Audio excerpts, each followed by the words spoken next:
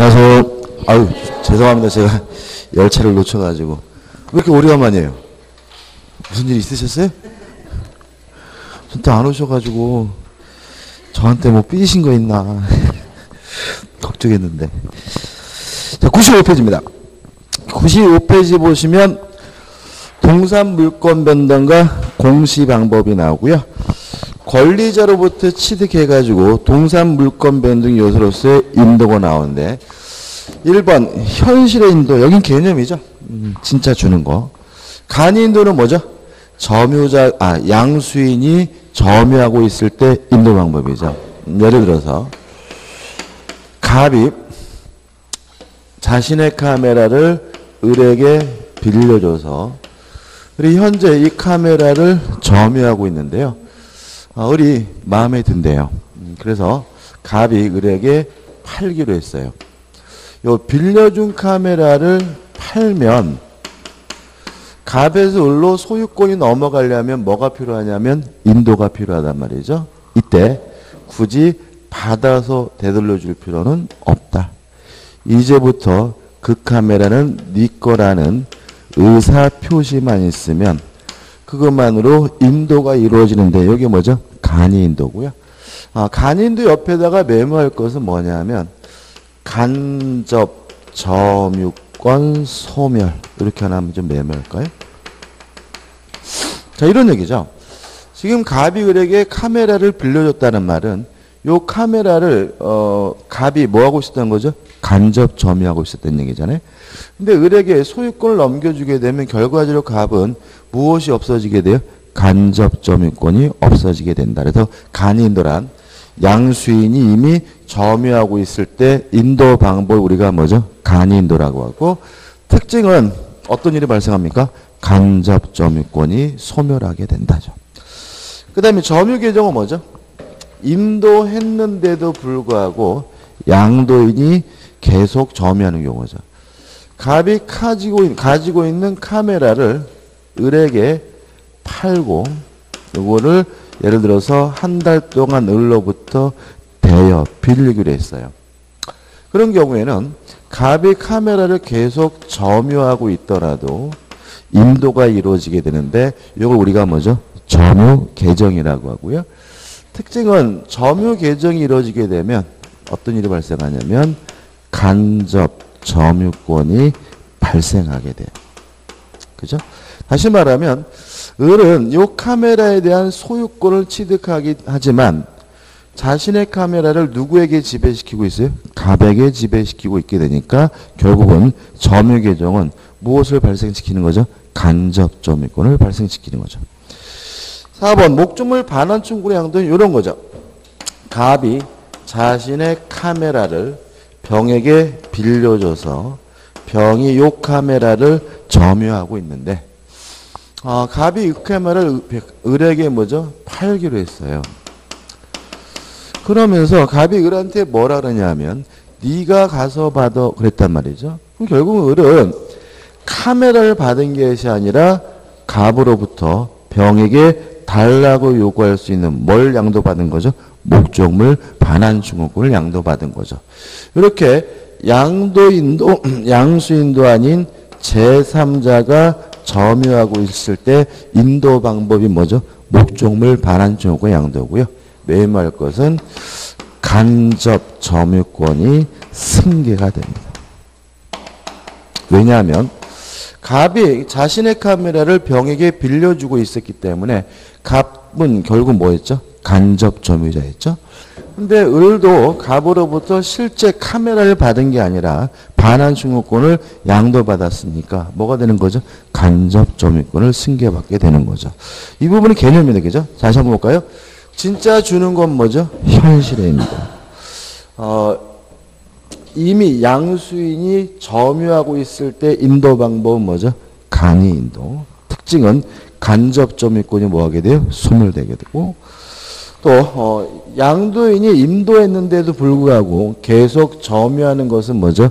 점유계좌. 간접 점유권이 발생하게 되고요. 양도인도 양수인도 아닌 제3자가 점유하고 있는 인도 방법은 뭐죠? 목적물 반환 증후권 양도. 뭐죠? 간접 점유권이 승계되게 됩니다.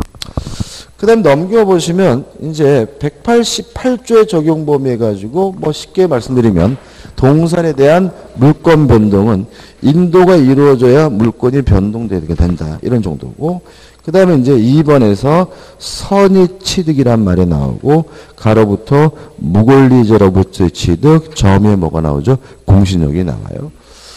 자, 이런 문제입니다. 우리 민법은요. 부동산 등기에 대해서는 공신의 원칙을 인정하지 않고 있습니다. 다만 동산의 점유에 대해서는 공신력, 공신의 원칙을 인정하고 있는데요. 이게 결국 뭐냐 하면은 선의 취득이고 이러한 공신의 원칙은 왜 인정하는 제도냐면요. 거래의 안전을 보호하기 위해서 뭐죠? 인정하는 제도적이죠. 다시 한번요. 동산의 점유에 관한 공신의 원칙이 선의취득인데 목적은 뭐죠? 거래의 안전을 보호하기 위한 거다. 이렇게 일단 기억하시고 예를 들어 설명드리면 이런 문제입니다. 갑이라는 사람이 카메라 동산을 가지고 있는데요. 을에게 이 카메라를 빌려줬어요. 그래서 을은 이 카메라를 점유하고 있지만 빌린 카메라 무권리자인데 을이 이 카메라를 병에게 팔아먹었어요. 팔아먹으면 이제 을을 우리가 뭐라 하냐면 양도인이라고 하고요. 병을 우리가 뭐죠? 양수인이라고 하죠. 자, 을이 병에게 팔아먹었고요. 을이 병에게 인도를 해줌으로써 병이 점유를 취득했는데 이때 병의 점유가 선이고 평온하고 공연하고 무과실이라면 서로 을이 무권리자라도 양도인이 소유권이 없더라도 병은 소유권을 취득하게 되는데 이거 우리가 뭐죠? 선의 취득이라고 합니다. 일단 사례를 좀 기억해 두시고요. 여기다 이제 요 왼쪽에 있는 요 가지고 이제 뭘 붙이면 되냐면 살을 붙이면 돼요. 첫째, 선의 취득은 카메라와 같은 동산에 대해서만 허용이 됩니다. 부동산에 대해서는 선의 취득이 인정되지 않습니다. 왜냐하면 선의 취득은 공신의 원칙인데 이러한 공신의 원칙은 뭐에 대해서요? 동산에 대해서만 인정하고 부동산에 대해서는 인정하지 않는 것이 우리 판례 입장입니다. 또 동산 중에서도 자동차나 선박 중장비처럼 등기, 등록 제도가 마련되어 있는 동산은 선의 취득할 수가 없습니다. 왜냐하면 선의 취득은 공신의 원칙인데 우리 민법은 동산의 점유에 대해서 뭘 인정하죠? 공신의 원칙을 인정하기 때문에. 그 다음에 을은 무권리자지만 반드시 점유해야 됩니다. 왜냐하면 선의취득은 공신의 원칙인데 공시방법 뭐죠? 공시방법을 신뢰하고 거래한 사람을 보호해 주는 게 뭐죠? 공신의 원칙이잖아요. 따라서 병의 입장에서는 을이 신뢰할 만한 뭘 갖추고 있어야 돼요? 공시방법을 갖추고 있어야 돼요. 따라서 을은 반드시 점유하고 있어야 되고요. 물론 을의 점유는 직접 점유든 간접 점유든 불문해요. 또 병도 을로부터 인도받아서 점유를 해야 되는데 이 점유는 직접 점유든 간접 점유든 불문해요. 다만 주의하실 것은 병이 을로부터 인도받는 방법 중에서는 뭐는 안 되냐면 점유 개정은 안 돼요. 다시 말하면 선의 취득할 수 있는 방법 중에서 뭐는 안 되죠? 점유 개정은 안 됩니다. 왜 그럴까요? 왜 이걸 인정하지 않을까 우리 판례가요? 점유 개정은 인도했는데도 불구하고 양도인이 계속 점유하고 있는 형태잖아요. 그러면 결국은 점유 개정을 하게 되면 얘가 계속 점유하고 있으면서 병에게 뭐가 넘어가요? 소유권이 넘어가니까 얘가 또 팔아먹을 수가 있어요.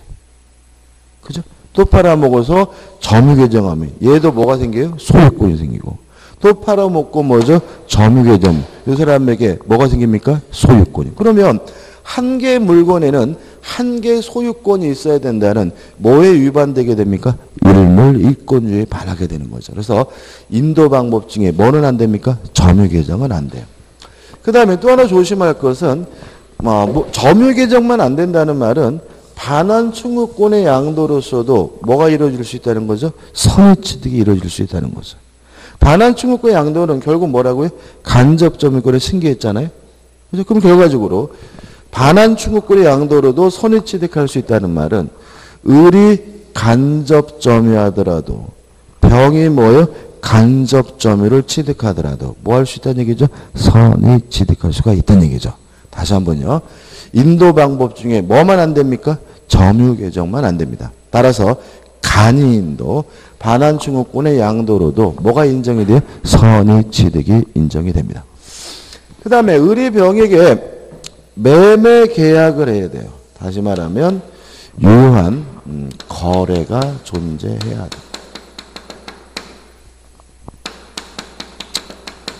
왜냐하면 선의취득은 공신의 원칙인데 공신의 원칙은 결국 무엇을 보호하기 위한 제도죠? 거래의 안전을 보호하기 위한 제도죠.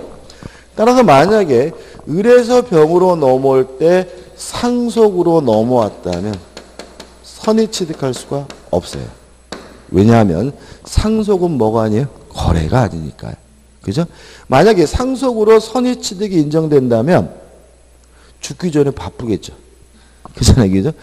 누구한테 빌려다가 우리 아들한테 어떻게 해요? 빌려다가 창고에 정해놓으면 아들이 다 뭘 갖는데요? 소유권을 갖는다는데 뭐 죽기 전에 못할 짓이 뭐가 있겠어요. 그죠? 다시 말하면 상속으로는 안 돼.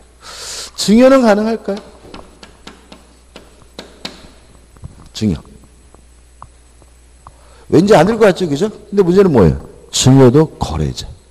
다시 말하면 거래라면 그것이 매매와 같은 뭐죠? 유상이든 증여와 같은 뭐죠? 무상이든 상관이 없어요. 뭐죠? 거래가 존재하기만 돼요. 이런 건 어떨까요? 가끔 시험 나오는 예는 이런 겁니다. 갑의 나무를요. 갑의 나무를 을이 벌채가 잘라가지고 자기 마당에다가 정해놨어요. 물론 벌채는 나무는 뭐죠? 동산입니다. 그죠? 잘린 나무는. 근데 을은 요 이 나무가 갑의 나무라는 사실에 대해서 선이고 무과실이었어요. 이랬을 때 을은 요 벌채된 나무에 대한 선의 취득할 수 있나요? 없다. 그죠? 왜요? 거래가 없으니까.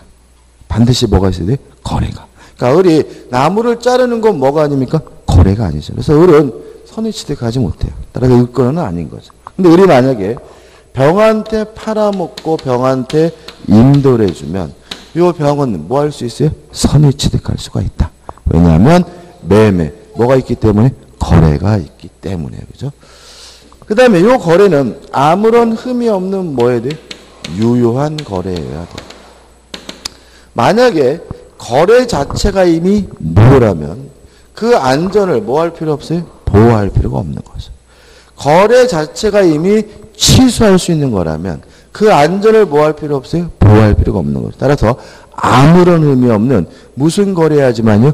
유효한 거래야지만 선의 취득할 수가 있어요. 그래서 문제가 되는 것은 만약에 을이 대리권도 없이 대리인이라고 현명해서 병한테 팔아먹으면요. 무권대리죠. 거래 자체가 유효하지 않아요. 그렇기 때문에 무권대리의 경우에는 뭐가 인정될 수 없습니까? 선의 취득이 인정될 수가 없는 거죠. 그래서 저번 주도 했지만 을이 자기 것처럼 해서 팔아먹으면 무권대리가 아니라 뭐가 돼요? 선의 취득이고요. 대리권도 없으면 대리인이라고 뭐죠? 현명했으면 그때는 뭐죠? 무권대리로 가게 되고 이렇게 분류가 되는 거죠. 그 다음에 병도 인도받아서 점유해야 되는데 특이한 것은 뭐냐면 네 가지를 요구하고 있죠. 좀 이따 보겠지만 없는 게 있어요. 자주 점유가 없죠. 그잖아요. 맨날 점유하면 뭐 자주, 평험 이렇게 나오는데 자주부터 시작하는데 뭐가 없습니까? 자주 점유가 없어요. 다시 말하면 병에게 소유의 의사가 요구하지 않는데 이유는 병이 선의 취득할 수 있는 권리는 소유권뿐만 아니라 질권도 선의 취득할 수가 있기 때문에 그래요. 다시 말하면 을이 갑으로부터 빌린 카메라를요 병한테 전당포에 맡기고 돈 빌렸어요. 그러면 병이 선의 취득하는 것은 소유권이 아니라 뭐예요? 질권을 선의 취득하겠죠. 따라서 선의 취득할 수 있는 물건은 소유권과 뭐가 돼요? 질권이 되게 되고요. 요 세 가지는 병이 추정받습니다. 따라서 스스로 입증할 필요가 없고요. 점유자인 병에게 무과실은 뭐 되지 않습니까? 추정되지 않습니다. 따라서 스스로 뭘 해야 돼요? 입증을 해야 된다는 거 잊지 마시기 바랍니다. 끝이죠. 그래서 교재 보시면 이런 얘기 나오죠. 그죠? 요건해가지고 객체에 관한 요건에서 1번, 2번 설명드렸고 금전이 나오죠. 금전은 선의취득 대상이 아님 이렇게 들었는데 제가 설명 안 드렸죠? 왜 금전은 선의취득 대상 아닐까요?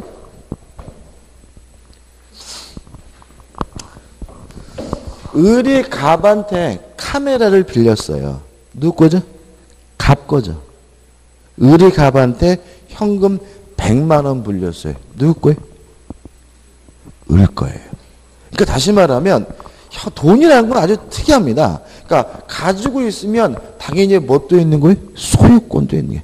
빌렸든 뭐 훔쳤든 뺏었든 가지고 있는 사람에게 이미 뭐가 있는 거예요? 소유권이 있으니까 빌린 돈으로 을이 밑을 닦든 뭐 을이 뭐죠? 수 처먹든 뭐 룸사는 가서 뭐죠? 계제를 하든 아무런 상관이 없고요. 병은 선악불목 항상 뭐죠? 그 소유권을 갖는 겁니다. 다시 말하면 을은 금전은 있는 것에 뭐가 있어요? 소유권이 있으니까 굳이 선의일 필요도 없고 선의취득 대상이 되는 건 아니죠. 2번 양도인 해가지고 설명드린 내용이 나오고요. 주의하실 것은 2번 무권대리인이 아닐 거. 이게 뭐죠? 거래 자체가 아무런 의미 없는 뭐죠? 유효해야 된다는 것을 들어가야 되고 그 다음에 3번 유효한 거래해야 되고 4번 양수인의 요건 해가지고 또 나와 있고 5번 인도방법 중 뭐는 안 됩니까? 점유 개정은 안 된다. 효과 소유권을 원시 취득한다. 주의하실 것은 한 개 더 취득합니까? 합니다. 질권. 그래서 선의 취득할 수 있는 물건은 뭐죠? 소유권과 질권입니다. 2번 부당이득 반환 의무 없습니다. 여기서 항상 조심할 건 뭐냐면 요 병이 확정적으로 뭘 갖게 됐어요? 소유권을 갖으니까 갑은 병한테 내 카메라 내놔라라고 뭐 할 수 없어요? 요구할 수 없어요. 갑은 병한테 부당이득 반환도 뭐 할 수 없어요? 청구할 수 없어요. 근데 여기서 문제가 증여했을 때는요. 을이 갑한테 빌린 카메라를 병한테 뭐 했어요? 증여했어요. 그래서 병은 요건을 갖추면 소유권을 뭐 합니까? 선의 취득하죠. 이게 좀 이상하지 않죠? 그죠? 받아들이셔야 되고. 이때는 갑은 병에게 부당이득 반환도 뭐 하지 못해요? 청구하지 못합니다. 왠지 꽁꼬로 얻었으면 부당이득 반환은 뭐 해야 될 것 같아요? 해줘야 될 것 같은데 확정적으로 병에게 뭐가 기억해요? 소유권이 기록되기 때문에 증여를 받았든 매수했던 부당이득 반환 의무는 없다는 거 주의하셔야 돼요. 그 다음에 3번 도품 유실물에 관한 특칙이 나오는데 요거는 뭐 큰 의미 없고 우측에 보시면 효과해가지고 나와 있는 애들 좀 보자고요. 자, 이런 문제죠. 지금 을이 갑한테 팔아먹은 카메라는 뭐죠? 빌린 카메라죠. 형사적으로 뭐예요? 횡령죄. 그래서 남의 물건을 보관하던 사람이 팔아먹으면 그건 뭐가 되는 거죠? 횡령이 되는 거고요. 만약에 을이 갑의 카메라를 훔쳐서 팔아먹었으면 절도죠. 이게 뭐죠? 도품이죠. 절취했거나 또는 강취했거나 또는 잊어버린 물건을 주워서 팔아먹었다. 도품 유실물인 경우인데 일단 전제는요. 도품 유실물이라 하더라도 병은 소유권이나 질권을 선의 취득할 수 있는 점은 똑같아요. 다만 뭐가 다르냐면 갑이 병에게 2년 내에 뭐 할 수 있습니까? 반환을 청구하는 것이 가능하죠. 자, 지금 다시 한번 들어보세요. 도품 유실물인 경우에도 병이 소유권을 뭐합니까? 선의 취득합니다. 다만 이러한 민법 특별 규정 때문에 갑은 2년 내라면 병에게 뭐 할 수 있죠? 반환 청구할 수가 있습니다. 그러면 2년이 안 됐어요. 한 1년쯤 됐어요. 이때 이 카메라는 갑 거란 얘기예요? 병 거란 얘기예요? 네, 병 거란 얘기입니다. 다시 말하면 우리 판례는 일단 병이 소유권을 뭐하게 돼요? 선의 취득하게 돼요. 도품이라도. 누구의? 병 거. 다만 민법의 특별 규정에 따라서 갑이 병에게 2년 내라면 뭐 할 수 있어요? 반환 청구할 수 있다. 이렇게 이해하고요.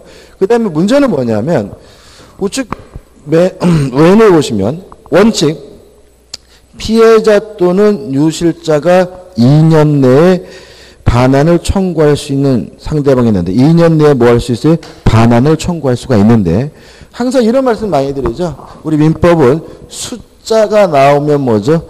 앞에 말을 주의하셔야 돼요. 2년이란 말 앞에다가 메모하시죠. 도난시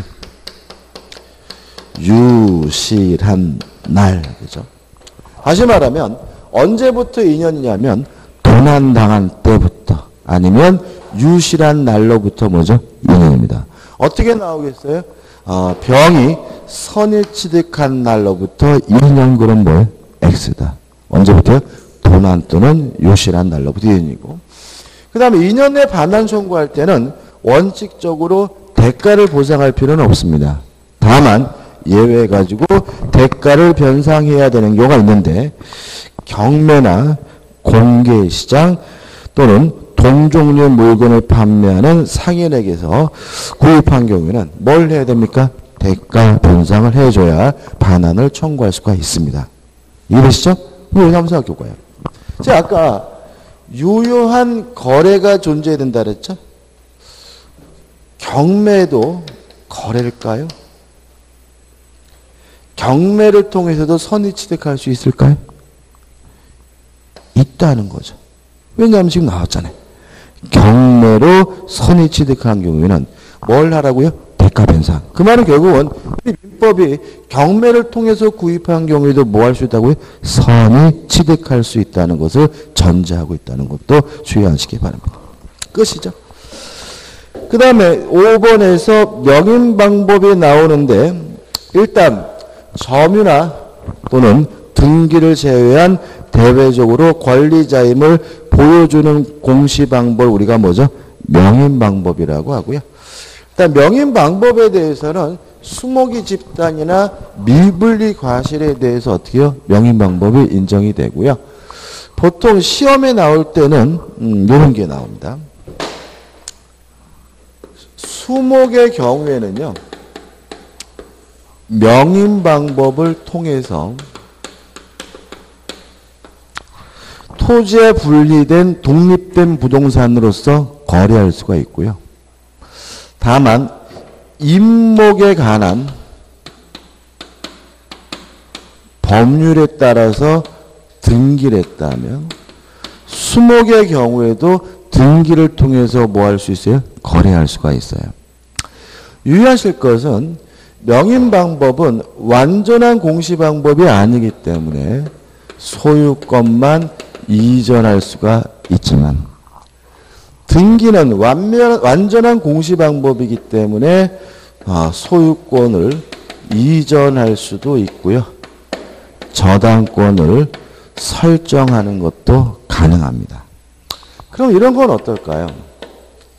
수목도 부동산이므로 저당권의 설정 대상이 된다. 맞아요? 틀려요? 맞는다. 그렇죠? 다시 말하면 수목도 임목에 관한 법률에 따라서 뭐예요? 등기를 한다면 저당권을 뭐 할 수 있어요? 설정할 수 있으니까 결국은 수목의 집단에 대해서도 뭘 설정할 수 있는 거죠? 저당권을 설정할 수가 있다는 얘기고요. 그 다음에 명인 방법은 소유권만 이전할 수 있죠? 양도담보는 설정할 수 있을까요? 명인 방법을 통해서? 네, 가능하다. 그죠? 왜냐하면 양도담보란 소유권을 이전하는 방식으로 이루어지는 담보가 뭐죠? 양도담보다. 따라 전에 우리가 말씀드린 뱀장어도 돼지 새끼도 뭐 할 수 있었어요? 양도담보를 설정할 수 있었죠. 그죠? 그러면 20개 집단은 명인 방법을 통해서 뭐 할 수 있다고요? 소유권을 이전할 수 있다면 명인 방법을 통해서 양도담보 설정은 가능하다는 것이 우리 판례 입장입니다. 꼭 기억해도 은근히 잘 나옵니다. 그 다음에 물권에 소멸해가지고 목적물이 멸실되면 물권이 뭐가 돼요? 소멸된다. 2번 혼동 설명드릴 거고요. 3번 소멸시효인데 물권 중에서 소멸시효 걸리는 물권은 뭐에 하나입니까? 용익물권에 하나입니다. 다시 말하면 지상권, 시효권, 전세권만 소멸시효 걸리고 다른 권리들은 뭐에 걸리지 않습니까? 소멸시효 걸리지 않고요. 4번 물권의 포기, 물론 물권이 소멸되겠죠. 근데 주의하실 것은 포기는 단독행위니까 뭘 해야죠? 등기해야 물권을 소멸하게 되고 몰수 6번 공용증수 이런 것들은 뭐죠? 물권의 소멸 요인이 되고 넘겨보시면 중요한 게 나오죠. 뭐가 나오죠? 혼동이 나옵니다. 일단 우리 교재는 소유권과 제한물권, 제한물권과 다른 제한물권 이렇게 복잡하게 나와 있는데 교재가 정확한 겁니다. 근데 그렇게 하면 문제 풀 때 헷갈려요. 간단하게 정리하시면 되는데 이런 얘기죠.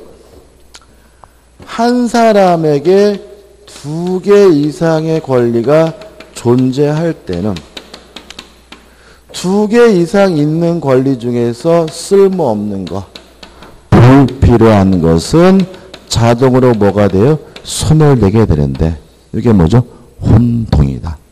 예를 들어서 전세권을 가지고 있던 사람이 중복해서 소유권을 갖게 됐다면 굳이 뭘 가지고 있을 이유는 없어요? 전세권을 가지고 있을 이유는 없으니까 소유권을 취득하는 순간 전세권은 자동으로 뭐가 돼요? 소멸되는데 이게 뭐죠? 혼동이다. 따라서 여전히 필요하다면 그때는 뭐 되지 않아요? 소멸되지 않을 텐데 첫째, 소멸될 권리가 제3자 권리의 목적으로 되어 있는 경우죠. 자, 전세권이 다른 사람 앞에 이미 저당권이 설정이 되어 있어요. 그러면 전세권자가 소유권을 취득했다는 이유로 전세권이 없어지게 되면 누가 피해를 보죠? 저당권자가 피해를 보는 거죠. 따라 이때는 전세권은 뭐 되지 않아요? 소멸되지 않는 거죠. 두 번째, 소멸될 권리보다 후순위 권리가 존재하는 경우죠. 자, 1순위가 전세권이고요. 2순위가 뭐가 있냐면 저당권이 있어요. 그러면 전세권자가 먼저 받고 남는 게 있으면 누가 받는 거죠? 저당권자가 받는 거잖아요. 근데 만약에 얘가 소유권을 취득했다는 이유로 전세권이 소멸돼 버리면 저당권자가 뭐가 돼 버려요? 1순위가 돼가지고 전세권자가 피해를 봐요. 그래서 소멸될 권리보다 뭐가 있으면요? 후순위 권리가 있으면 혼동으로 뭐 되지 않아요? 소멸되지 않죠. 마지막으로 점유권이나 광업권은 권리의 성질상 뭐 되지 않냐면 혼동되지 않는다까지 기억하시면 되겠죠. 자, 이게 전문데 그럼 이런 건 어떨까요? 자신이 소유하는 물건에 대해서는 어떠한 경우에도 전세권을 가질 수 없다. 맞아 틀려요? 다시 한번요. 자신의 소유물에 대해서는 어떠한 경우에도 전세권을 가질 수 없다. 맞습니까? 틀립니까? X다. 그죠? X다.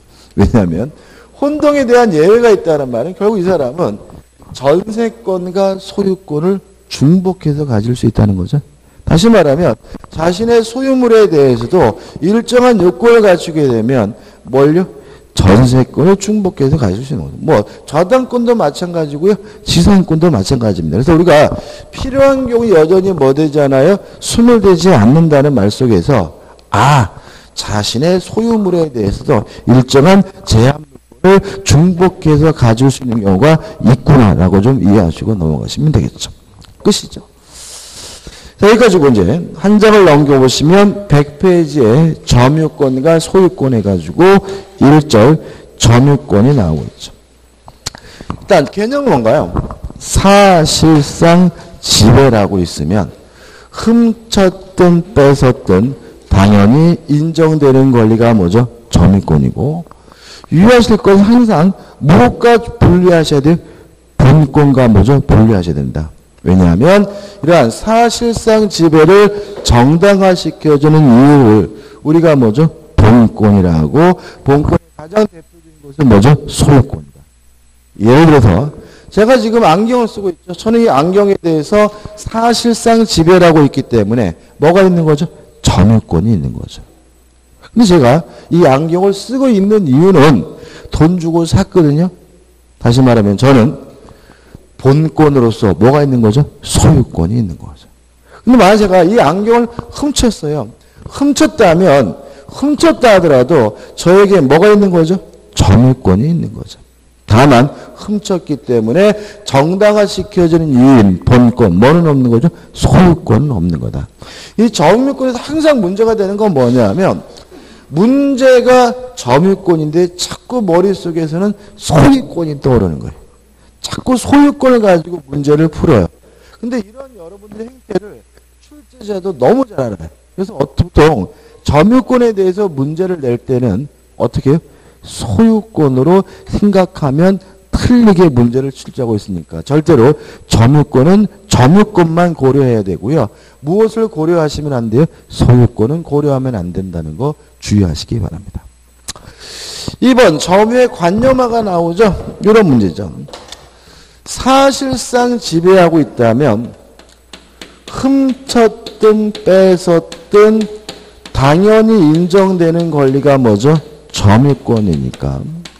요 사실상 지배와 점유권은 일치돼야 되는 것이 뭐예요? 원칙이지만 불일치되는 경우가 있는데 요 불일치되는 경우를 뭐라 그러냐면 점유의 관념하라고 하고요. 점유와 관념하는 불일치니까 두 가지가 있으면 알 수가 있어요. 첫째, 사실상 지배를 하고 있는데도 불구하고 점유권이 없기 때문에 불일치되는 경우도 있는데 이러한 경우를 뭐라 하느냐면 점유 보조자라고 하는 거죠. 다시 말하면 점유 보조자가 뭐죠? 사실상 지배하고 있는데도 불구하고 뭐가 없는 사람이죠? 점유권이 없는 사람이죠. 근데 반대로 사실상 지배를 하지 않는데도 불구하고요. 그 사람에게 점유권이 인정이 돼서 불일치되는 경우도 있을 텐데요. 여기가 뭐냐면 간접 점유자라고 하죠. 교재 보시면 법조문이 나와 있죠. 읽어볼까요? 195점. 가사상, 영업상, 기타 유사한 관계에 의하여 타인의 지시를 받아 물건에 대한 사실상의 지배를 하는 때에는 그 타인만을 뭐로 하죠? 점유자로 한다. 이렇게 나와있죠. 그죠? 그럼 결국은 왜 이 사람은 사실상 지배하는데도 점유권이 없느냐? 스스로 능동적으로 지배하는 것이 아니라 타인의 지시와 명령에 따라서 사실상 지배하고 있기 때문에 점유권이 없다는 얘기고요. 또 가사상이라는 말 속에서 우리는 가정부나 파출부를 떠올리면 되고요. 영업상이라는 말 속에서는 알바나 점원을 떠오르면 되는 거죠. 이렇게 되는 거죠. 예를 저는 원래 가정부가 없죠. 예, 제가 만약에 가정부가 있다면 지금 저희 집에는 누가 있어요? 가정부가 있다면 저희 집의 물건을 누가 지배하고 있는 거죠? 가정부가 지배하고 있는 거죠. 그래서 그분에게는 뭐가 없어요? 점유권이 없어요. 누가 점유자인 거죠? 제가. 왜냐하면 그분은 저의 지시와 명령에 따라서 뭘 하고 있는 거죠? 사실상 지배를 하고 있기 때문인 거죠. 결론은 간단합니다. 점유보조자도 사실상 지배하고 있으므로 자력 구제권이 인정이 되죠. 따라서 그 가정부 아줌마도 도둑이 들면 2단 옆차기로 뭐죠? 내쫓을 수가 있는 거고요. 다만 점유권이 없다. 점유자가 아니기 때문에 점유권에 기한 물권적 청구권이 뭐는 없습니까? 점유보호 청구권은 없고요. 점유권이 없다라는 말은 점유자가 아니라는 얘기니까 물권적 청구권의 상대방이 될 수가 없는 거죠. 왜냐하면 물권적 청구권의 상대방은 저번 주에 열심히 했지만 뭐 해야 돼요? 점유자여야 하니까요. 그죠? 자, 두 가지 여기서 문제가 됩니다. 첫째는 자신의 소유물에 대해서도 점유 보조자가 될 수가 있다. 왜냐하면 소유권이 있느냐 없느냐가 문제가 아니면 되겠죠. 자신의 소유물이라 하더라도 타인의 지시와 명령에 따라서 사실상 지배하고 있다면 그 사람은 뭐예요? 점유 보조자죠. 가장 대표적인 게 뭐라고요? 아이. 그죠? 엄마가 아이에게 장난감을 선물했으면 그 장난감은 그 아이 겁니다. 엄마가 빌려준 게 아니잖아요. 그죠? 다만 그 아이는 그 장난감을 어떻게 지배합니까? 엄마의 지시와 명령에 따라 지배하니까 뭐가 되는 거죠? 점유 보조자가 되는 거죠. 그 다음에 두 번째는 처가 점유 보조자냐? 우리 판례는 처, 와이프는 점유 보조자가 아니라는 것이 우리 판례의 입장이죠. 너무나 당연하죠. 그죠? 왜냐하면 부부는 뭐가 아니에요? 지시명령 관계가 아니거든요. 근데 이게 판례라는 말은 재판을 했다는 얘기죠. 그잖아요. 이게 지금 이 판례라는 말은 점유자인지 점유보조자인지가 문제가 돼서 뭐까지 했다고요? 재판까지 했다는 얘기잖아요. 그래서 이 판례를 좀 이해하셔야 돼요. 왜 이게 문제가 됐는지를. 자, 이런 판례입니다. 갑이라는 사람이 을과 부부인데 이 부부의 소유 아파트를 남편인 갑의 이름으로 뭘 하고 있었냐면 등기를 하고 있었어요. 근데 이 남편이 와이프인 처 몰래 병한테 팔아먹었어요. 항상 저건 어디에 있는 거죠? 가까이 있는 거죠. 병한테 팔아먹고 병한테 뭐죠? 이전 등기해주고 문제는 없죠. 그죠? 갑은 문제는 뭐예요? 을한테 걸리면 뒤지는 거죠. 그래서 갑은 어떻게 해요? 도망을 가버렸어요. 그리고 이제 어떻게 해요? 병이 이제 어떻게 해요? 소유권을 취득하고 흐뭇한 마음으로 이사를 왔는데 이사간 아줌마가 있는 거예요. 아줌마 누구세요? 했더니 이 아줌마가 뭐래요? 집주인이라는 거죠. 그래서 어떻게 못 나가겠다고 방방 떠요. 그래서 어쩔 수 없이 갑은 자신의 소유권을 이유로 을에게 뭐 한 거죠? 반환 청구 소송을 한 거죠. 이해되시죠? 그때 을이 나는 점유 보조자라고 스스로 뭐 했어요? 주장을 했어요. 왜 이런 주장을 하게 되는 거죠? 점유 보조자는 물권적 청구권의 상대방이 될 수가 없잖아요. 만약에 처가 점유 보조자라는 판결을 받게 되면 병은 을에게 반환 청구할 수가 없다라는 논리가 되거든요. 요것에 대해서 우리 판례는 처는 점유 보조자가 아니라 뭐죠? 점유자이므로 병의 을에 대한 반환 청구는 뭐죠? 정당하다라는 판례입니다. 이해하셔야 됩니다. 그죠? 다시 말씀드릴게요. 처는 뭐죠? 점유자입니다. 따라서 처도 물권적 청구권에 뭐가 될 수 있어요? 상대방이 될 수 있다는 거 주의하시기 바랍니다. 끝이죠? 그 다음 2번 간접 점유가 나오죠. 법정물과의 194조. 지상권, 전세권, 질권, 사용대차, 임대차, 임치, 기타의 관계로 합치면 뭐예요? 어떤 이유든지 간에 타인으로 하여금 물건을 점유하게 한 자는 간접으로 뭐가 있어요? 점유권이 있다. 그죠? 다시 말하면 자신의 물건을 타인에게 지배시키고 있어서 사실상 지배를 안 하는데도 불구하고 이 사람에게 뭐가 인정이 돼요? 점유권이 인정이 되고요. 이런 사람이 누구죠? 간접 점유자고 가장 중요한 예는 뭐가 되는 거죠? 임대인인 거죠. 근데 결론은 점유보호자 반대죠. 간접 점유자는 사실상 지배를 안 하고 있기 때문에 뭐가 인정되진 않죠? 자력 구제권이 인정되지 않아요.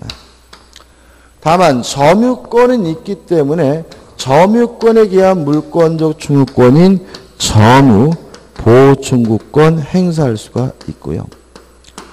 또 점유권이 있다는 말은 점유권에 기한 물권적 충구권에 뭐가 될 수 있어요? 상대방이 될 수가 있겠죠. 그래서 우리가 저번주에 물권적 충구권의 상대방은 점유자인데 직접 간접을 뭐죠? 불문한다. 이런 말씀드렸죠. 근데요. 항상 직간접을 불문해요. 방금한 선의치도 뭐라고요? 양도인도 무권리자지만 점유해야 되고 뭐라고요? 직간접을 불문하죠. 양수인도 점유자인데 뭐예요? 직간접을 불문해. 그 다음에 7.6쇼에서 20년간 타인의 토지를 점유하면 이 점유도 뭐예요? 직간접을 불문해. 그죠? 또 유치권자도 반드시 뭘 해야 돼요? 점유를 해야 되죠? 그것도 뭐예요? 직간접을 불문해. 그래서 항상 앞으로 이전 점유는 항상 뭐예요? 직간접을 불문해. 예외가 없어요. 그래서 만약에 문제에서 간접 점유자에게는 인정되지 않는다. 그러면 일단은 뭐예요? X일 가능성이 대단히 높아요. 왜냐하면 항상 직간접을 불문하는 이유는 간접 점유자도 뭐예요? 점유권이 있다. 점유자이기 때문에 그런 거죠. 그죠? 우측에 보시면 1번 간접 점유가 나오고 2번 간접 점유의 효과 이렇게 나오죠. 우리 교재는 아주 설명이 잘 되어 있습니다. 그죠? 대내적 관계와 대외적 관계가 나오는데 이거를 뭘 가지고 이해하시면 되냐면 사례 가지고 이해하면 되죠. 갑이 자신이 소유하고 있는 물건을 을에게 임대를 했어. 근데 현재 그 집에는 누가 살고 있냐면 임차인이 살고 있거든요. 그러면 살고 있는 을은 당연히 사실상 지배하고 있으니까 뭐가 있어요? 점유권이 있고 점유자인 거고요. 다만 임대인 갑도 방금 읽어본 규정에 따라서 안 살지만 사실상 지배를 안 하지만 뭐가 인정이 돼요? 점유권이 인정되기 때문에 이 임대인은 뭐가 돼요? 간접 점유자가 되는 거죠. 일반적으로 문제에서는 얘를 그냥 뭐예요? 점유자라만 써요. 근데 교재나 그럴 때는 앞에 뭐죠? 직접이란 말을 붙여줘요. 왜요? 간접 점유자 뭐 하기 위해서요? 구별하기 위해서요. 그죠? 자, 일단 내용은 첫 번째. 한 개의 물건에 갑에게도 점유권이 있고 을에게도 점유권이 있으니까 두 사람의 점유권이 뭐 될 수 있어요? 충돌할 수가 있다. 충돌하게 되면 누구의 점유권이 더 세죠? 직접 점유자의 점유권이 더 세다. 따라서 을은 자신의 점유권을 갑에게 행사할 수가 있지만 갑은 자신의 점유권을 을에게는 뭐 할 수 없어요? 행사할 수가 없다. 이게 뭐죠? 대내적 관계인 거죠. 대내적 관계. 그럼 결국 갑에게 점유권이 있고 점유 보호 충구권이 있더라도 이거는 누구한테는요? 을에게는 행사하지 못하고 누구한테만요? 제3자에게만 행사할 때는 거죠. 이게 뭐죠? 대외적 겁니다. 따라서 을이 살아야 될 요 집을 병이 불법으로 뭐 했어요? 침탈을 했다면 갑은 자신의 점유권을 이유로 병에게 반환을 청구하는 것이 뭐죠? 가능하다. 이렇게 되는 거죠. 유의하실 것은 이 집에 살아야 될 사람은 갑도 병도 아닌 을입니다. 그래서 원칙적으로 어떤 형태의 반환 청구여야 하냐면 을에게 돌려주라는 형태의 반환 청구해야 됨을 주의하시기 바랍니다. 교재 한번 읽어볼 건데 우측에 간접 점유자의 효과에서 1. 대외적 관계에서 기업 간접 점유자도 점유권이 있는 점유자이므로 점유 보호 충구권 인정. 니은 단 자신에게 반환할 것을 직접 청구할 수는 없고 먼저 우선 누구한테요? 직접 점유자에게 반환을 청구하는 것이 어떻게 해요? 가능하다. 디귿번은 예외겠죠. 읽어보지 않을게요. 다만 의리 안 받겠대요. 또는 받을 수가 없어요. 이런 경우에만 예외적으로 자신에게 반환을 청구할 수 있다는 거 주의하시면 되겠죠. 3번 상속인의 점유가 나오죠. 어디로 들어갑니까? 여기 하나 더 들어가요. 상속. 왜냐하면 점유권은 상속으로 승계가 돼요. 예를 들어서 저희 아버님이 돌아가시지만 저희 아버님이 서울에 계시는데 돌아가시면 그 순간 세종에 있는 저에게 뭐가요? 점유권이 상속이 됩니다. 그럼 결과적으로는 저희 아버지 물건에 대해서 사실상 지배를 안 하는데도 불구하고 뭘 갖게 돼요?